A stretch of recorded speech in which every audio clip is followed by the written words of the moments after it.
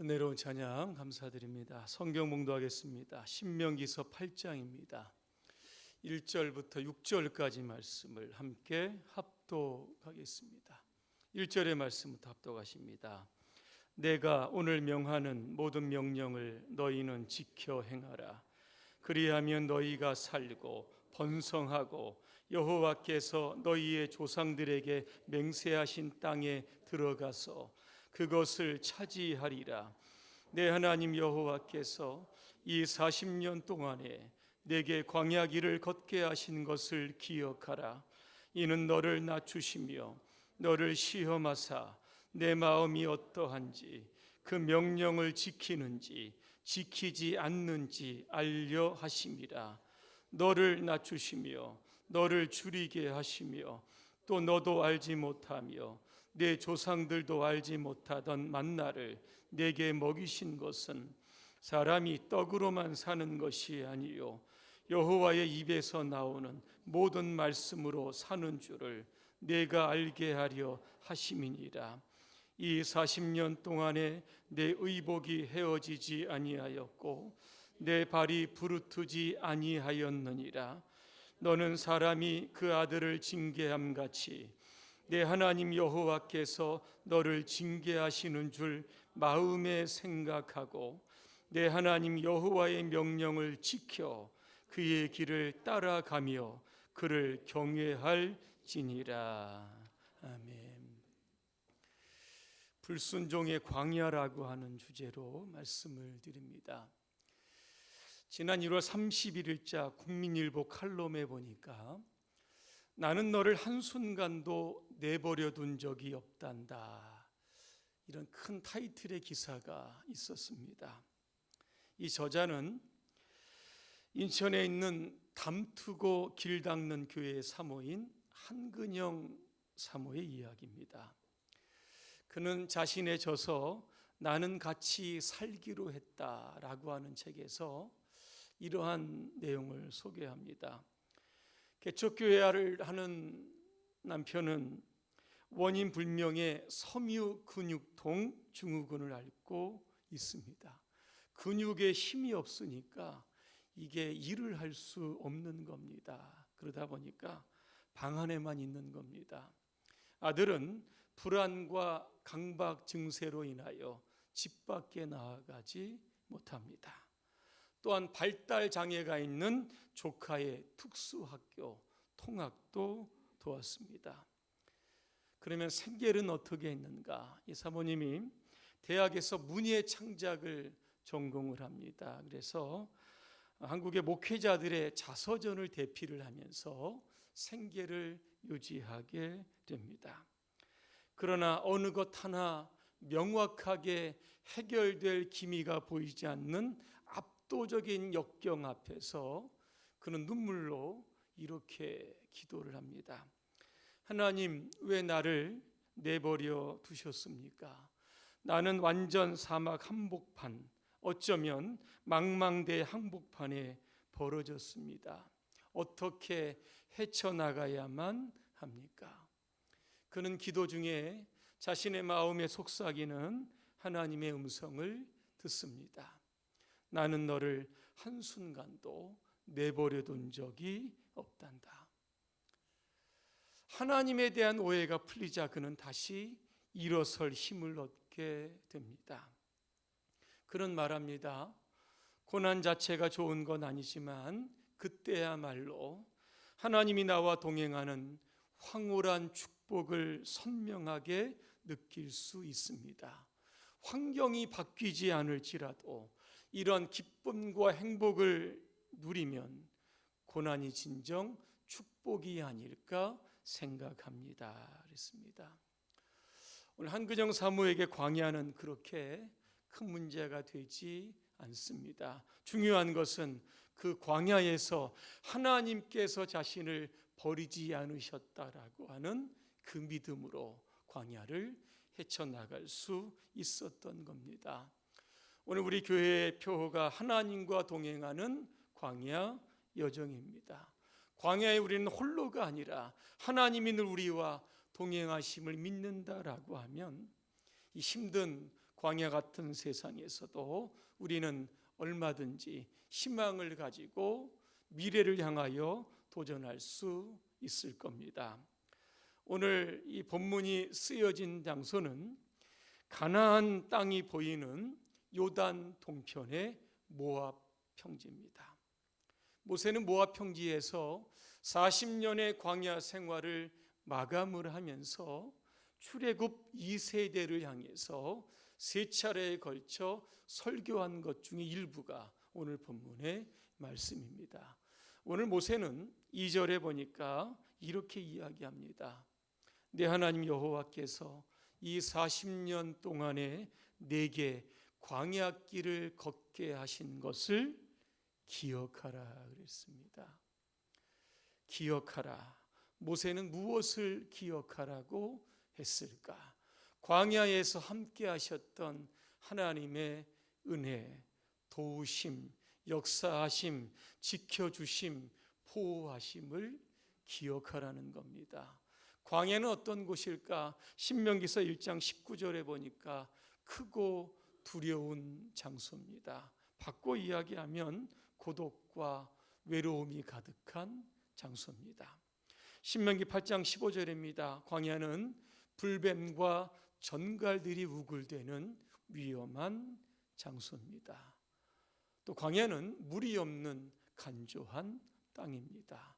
또한 광야는 사방이 확 트여 있기 때문에 적들로부터 공격을 받을 수 있는 그러한 위험한 장소입니다. 한마디로 광야는 사람이 생존에 불가능한 땅이 바로 광야입니다. 그런데 이스라엘 백성들이 40년 동안 광야의 길을 갔다는 겁니다. 기적입니다. 그런 기적이 어디에서 출발을 했을까? 광야에 필요한 것들을 하나님께서 적시적소에 공급해 주셨기 때문입니다. 하나님은 이스라엘 백성들에게 40년 광야를 지나는 동안 무엇을 공급해 주셨을까? 첫 번째는 성막입니다. 이스라엘 백성들이 출애굽하고 난 이후에 가나안으로 향하던 중 시내산, 여러분이 잘 아는 호렙산에 도착을 합니다. 거기에서 약 1년 동안 머물게 됩니다. 하나님은 모세에게 십계명을 비롯한 특별히 성막을 만들 것을 명령하십니다. 성막의 설계도를 주십니다. 이렇게 만들어라. 그래서 모세가 성막을 만들었습니다. 여러분, 성막은 어떤 곳일까? 하나님의 임재가 있는 곳입니다. 하나님께서 말씀하시면 백성들은 아멘하고 순종하는 하나님과의 영적인 교류와 소통이 있었던 곳이 바로 성막이었습니다. 많은 사람들이 성막에서 예배를 드릴 때마다 하나님이 우리와 함께 계셨음을 늘 느끼고 고백하며 감사했던 겁니다. 또 하나 구름 기둥과 불 기둥입니다. 오늘 찬양대에서도 그렇게 찬양하셨는데 출애굽할 때 이스라엘의 인구가 장전만 60만입니다. 전체 인구 200만. 들뜬 마음으로 애굽을 나왔지만 광야에 나오니까 온도차가 너무나 심했던 겁니다. 낮과 밤의 온도. 이것을 하나님께서 어떻게 해결해 주십니까? 낮에는 구름 기둥으로, 밤에는 불 기둥으로 그들의 육체를 보호해 주셨습니다. 세 번째입니다. 만나와 메추락입니다. 광야는 농사가 불가능한 땅입니다. 물이 없기 때문에 그렇습니다. 그런데 만나는 하늘에서 내려주시는 하나님의 양식입니다. 이 양식을 먹고 40년 동안 광야에서 살아남을 수 있었던 겁니다.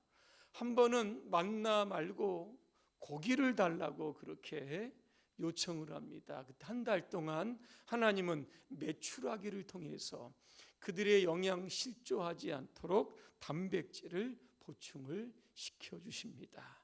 자, 네 번째는 생수를 주십니다. 자, 이스라엘 백성들이 홍해를 건넙니다.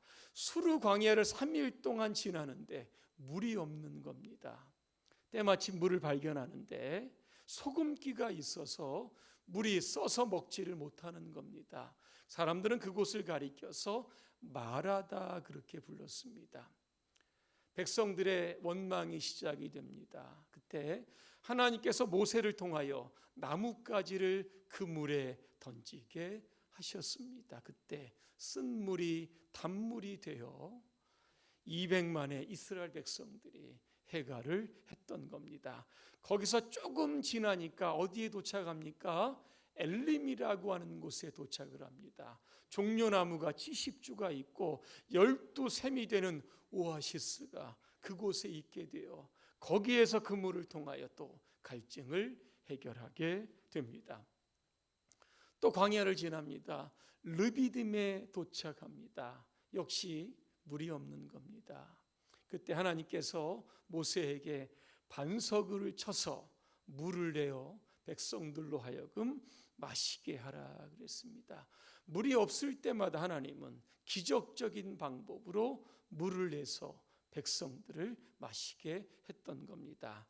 자, 다섯 번째는 의복과 신발입니다. 오늘 본문의 말씀에도 있지만 신명기서 29장 5절입니다. 나는 40년 동안이나 광야에서 너희를 이끌고 다녔다. 그러나 너희가 걸친 옷은 헤어지지 않았고 발에 신은 신발은 닳아지지 않았다.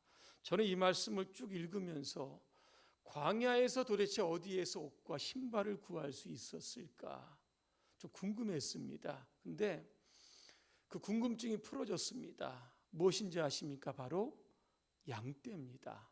출애굽기 12장 37절과 38절을 읽어드립니다. 이스라엘 자손이 라암셋을 떠나 숫곳에 이르니 유아 외에 보행하는 장정이 60만 가량이요 수많은 잡족과 그 다음에 보니까 양과 소와 힘이 많은 가축이 그들과 함께 하였더라 그랬습니다. 신발이 다르면 양의 가죽을 가지고 신발을 만들었던 겁니다. 옷이 헤어지면 양털을 가지고 옷을 만들어 추위와 더위를 이겨냈던 겁니다. 매일 아침 양이 주는 신선한 우유를 먹었고 치즈와 요구르트도 먹게 되었던 겁니다. 무작정 하나님은 이스라엘 백성들을 출애굽시킨 것이 아니라 이러한 세밀한 준비를 통해서 이스라엘 백성들로 하여금 광야를 버텨내고 광야에서 살아남을 수 있도록 만반의 준비를 하고 출애굽을 시키셨던 겁니다. 모세는 모압 평지에서 출애굽 2세대들에게 이것을 강조합니다. 이런 하나님을 기억하라는 겁니다. 이런 하나님을 잊어버리지 말라는 겁니다. 자, 그런데 출애굽 1세대는 하나님의 은혜를 망각을 합니다. 자, 출애굽한 지 2년 2월 20일입니다. 시내산을 떠나 11일 만에 가데스 바네아에 도착을 합니다. 거기서 가나안의 입구까지는 약 80km입니다. 빠른 길로 가면 5일 안에 도착할 수 있는 그동안 꿈에 그리던 가나안 땅이 이제 눈앞에 보이게 되었던 겁니다. 하나님은 가나안 땅에 들어가기 전에 12명의 정탐꾼을 선발을 합니다. 그들로 하여금 가나안 땅을 탐지하라고 하는 임무를 줍니다. 자, 40일이 지나고 이들이 돌아와서 보고를 합니다. 여러분 잘 아시는 것처럼 10명의 정탐꾼들이 먼저 보고를 하는데 이렇게 시작을 합니다.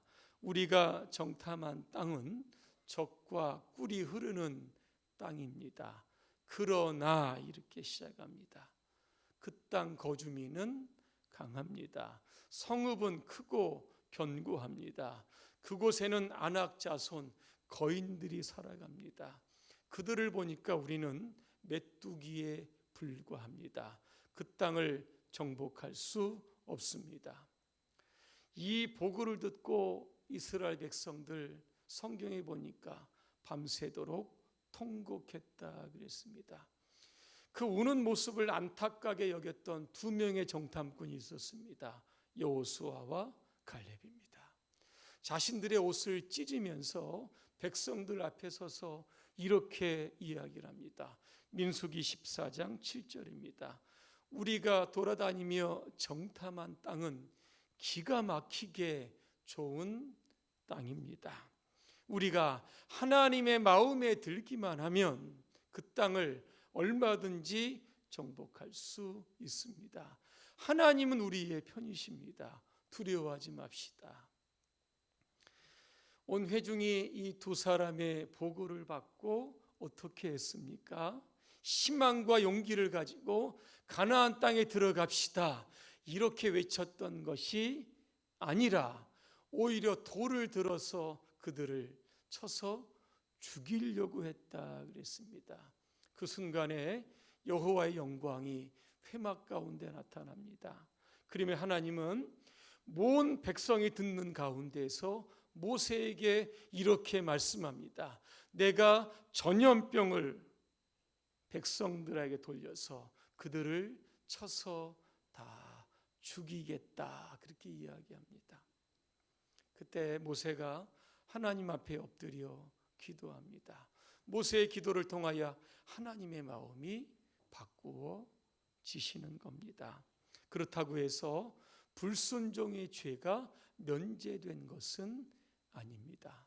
20세 이상 여호수아와 갈렙 제외하고는 광야에서 다 죽게 됩니다. 이들이 누구입니까? 출애굽했던 1세대를 의미하고 있는 겁니다. 성경에 보니까 정확하게 몇 명이 40년 동안 죽었을까? 60만 3,548명이 광야에서 죽게 된 겁니다. 여기에서 끝이 아닙니다. 가나안 땅을 40일 정탐했는데 하루를 1년으로 계산해서 40년 동안 다시 광야를 돌아가게 하셨던 겁니다. 여러분, 불순종이 무엇입니까? 올라가서 정복하라, 하나님이 말씀을 하시는데 상황을 보고 하나님의 말씀을 거절하는 겁니다. 이거 성경에는 하나님을 멸시했다, 그렇게 보고 있는 겁니다. 그러면 언제부터 인류에게 이 불순종이라고 하는 것이 있게 되었을까? 이 존 파이퍼라고 하는 이 미국에서 목회하시는 목사님이 이런 칼럼을 씁니다. 우리를 향한 사탄의 10가지 전략, 여기에서 이런 이야기를 합니다. 우리를 불행하게 만드는 초자연적인 적이 있다 그랬습니다. 그 적이 바로 사탄입니다. 성경은 이런 사탄을 이렇게 말합니다. 에베소서 2장 2절입니다. 그때에 너희는 그 가운데서 행하여 이 세상 풍조를 따르고 공중의 권세 잡은 자를 따랐으니, 그 다음 절에 보니까 곧 지금 불순종의 아들들 가운데서 역사하는 영이라 그랬습니다. 우리를 향한 사탄의 10가지 전략 중에 2가지만 소개합니다. 하나는 사탄은 거짓말장이이며 거짓의 아비입니다. 이 사탄이 처음 성경에 등장하는 곳이 바로 창세기 3장입니다. 사탄은 뱀으로 위장을 해서 하와에게 이렇게 말합니다. 하나님께서 정말 동산에 있는 모든 나무의 열매를 먹지 말라 하시더냐, 이렇게 물어봅니다. 이때 하와가 뭐라고 이야기하냐면 하나님께서 먹지도 말고 만지지도 말라고 하셨습니다. 그것을 먹는 날에는 죽을까 하노라 하셨습니다.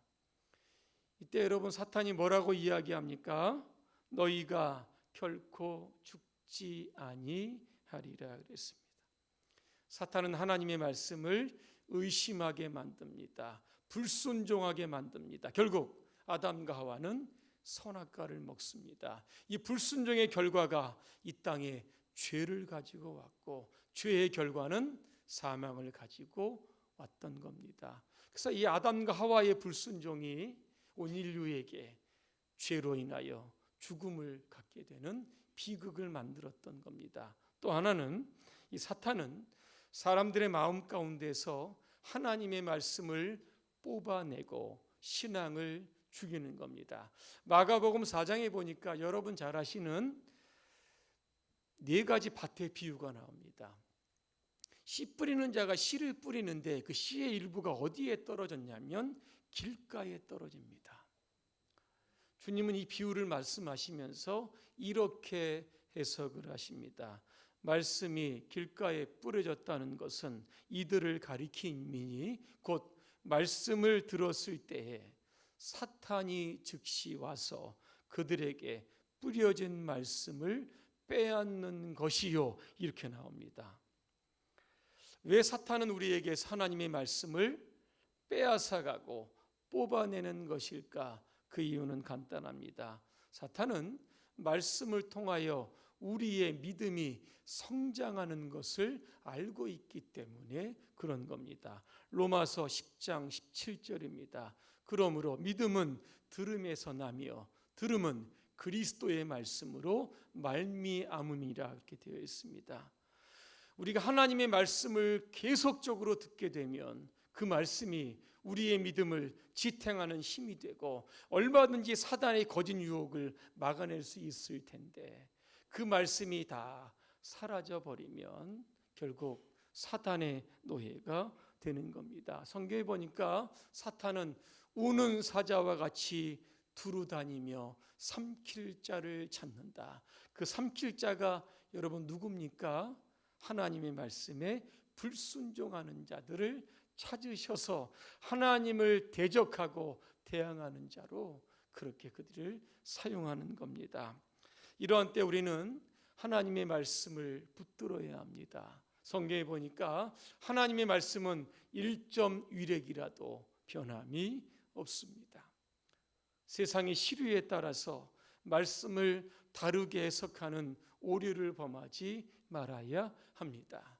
내 생각과 판단으로 하나님의 말씀을 더하거나 뺏어도 안 될 겁니다. 그래서 모세는 출애굽 2세들에게 이 출애굽 1세들이 했던 그 삶을 한번 보여주면서 너희는 하나님의 말씀을 지킬 것을 1절과 6절에 거듭거듭 강조하고 있는 겁니다. 오늘 모세는 이 불순종의 위험을 출애굽 2세들에게 말씀하시면서 또 다른 교훈을 합니다. 그 첫 번째가 무엇입니까? 낮아지라고 하는 겁니다. 겸손하라고 하는 겁니다. 2절에 보니까 너를 낮추시며, 왜 하나님께서 우리의 광야의 길을 가게 하실까? 우리를 낮추시기 위해서입니다. 성경에 보니까 하나님이 쓰시는 사람들의 공통점이 무엇인가? 하나님이 최대한 낮추셔서 사용하시는 겁니다. 이 디한 박사라고 하는 분이 있는데 이분의 이야기를 한번 소개해 드릴까 합니다. 이분이 원래 직업이 의사였는데 하나님의 소명을 받고 목회자가 됩니다. 첫 번째 교회에 이제 부임을 하게 됩니다. 설교도 잘하고 성경도 가르치는데 1년쯤 지나서 그 교회에서 쫓겨납니다. 이유를 보니까 그의 다혈질적인 성격 때문입니다. 회의 때마다 싸우고 불같이 화를 냈던 겁니다. 같은 이유로 두 번째 교회에 부임했는데 그곳에서도 결국 쫓겨납니다. 아마 이분의 삶이 조금 많이 힘들었을 겁니다. 그런데 어느 날 자신의 성격 때문에 사람들과 함께 목회하는 것은 힘들고 마이크와 함께 일을 하겠다 그렇게 생각을 하고 라디오 방송을 하게 되었던 겁니다. 그게 인기를 얻게 되고 나중에는 TV나 문서 사역을 하게 됐던 겁니다. 그는 자신의 과거의 이 목회 생활하면서 이 쫓겨났던 그런 일들을 회상을 하면서 이런 고백을 합니다. 나는 하나님 앞에 이 난폭한 성격을 고쳐 주시옵소서, 변화시켜 주시옵소서 항상 무릎을 꿇고 기도했습니다. 이제 나이가 60이 되다 보니까 조금 부드러워진 것 같습니다. 저의 약점인 성격 때문에 고생을 많이 했지만 이로 인해 오히려 겸손해졌고 또 하나님의 은혜를 많이 입은 사람이 되었습니다. 이렇게 이야기하고 있습니다. 지난주에 말씀드렸던 모세도 마찬가지입니다. 40년의 왕자의 모습을 미디안에 40년 동안 양치기로 있으면서 그 모습을 다 벗겨내셨던 겁니다. 다윗도 마찬가지입니다. 왕으로 기름을 부음을 받았지만 13년에 광야의 이 도피 생활을 통해서 그를 더 낮추시게 되었고 그를 성군으로 하나님께서 사용하시게 되었던 겁니다. 오늘 여러분의 삶이 광야의 길을 가고 계시다고 하면 하나님께서 나를 조금 낮추시고 겸손하게 하시는 하나의 과정 가운데 있구나. 여러분 그렇게 생각하시기를 바랍니다. 결론입니다. 저는 간절히 바라기는 올 한 해 여러분 모두가 이 불순종의 광야에서 완전하게 탈출하시기를 간절히 소망합니다. 하나님 앞에 늘 낮아진 모습으로 겸손하게 쓰임받기를 소망합니다. 하나님 말씀하시면 언제 어디서든지 내 입장 상황에 관계없이 예 알겠습니다. 그렇게 순종하시기를 소망합니다. 그리하여 신명기 8장 16절 하반절의 말씀에 있는 것처럼 반드시 내게 복을 주려 하심이었느니라. 오늘 이 복의 말씀이 여러분 가운데 성취되시기를 주님의 이름으로 축원합니다. 기도합니다. 은혜로우신 하나님, 사탄은 우리를 자꾸만 흔듭니다. 하나님이 말씀하셔도 사탄은 계속적으로 거짓말을 통하여 우리로 하여금 하나님께 불순종하게 만들고 우리 가운데 말씀을 뽑아내고 우리의 신앙을 죽이려고 합니다. 이때 우리가 붙들어야 할 것은 하나님의 말씀, 그 말씀을 통하여 우리가 큰 믿음을 갖게 하여 주시고 이 세상 살아가는 동안 하나님의 말씀에 늘 아멘으로 순종할 수 있도록 우리 모두를 축복하여 주시옵소서. 예수님의 이름으로 기도합니다. 아멘.